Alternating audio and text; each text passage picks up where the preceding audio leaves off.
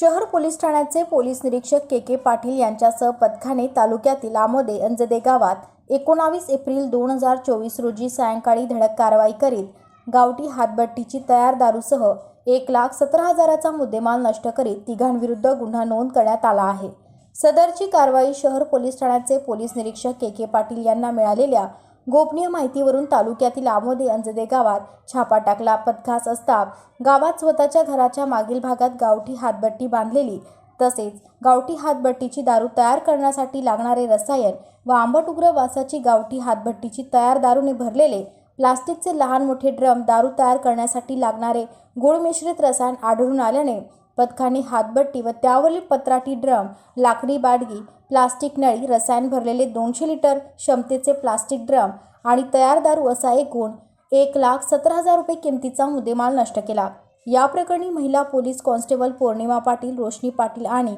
सचिन वाघ यांनी तक्रार दाखल केल्याने आमोदे अंजदे येथील 3 महिलांवर विविध कलमान्वये गुन्हा नोंद करण्यात आला।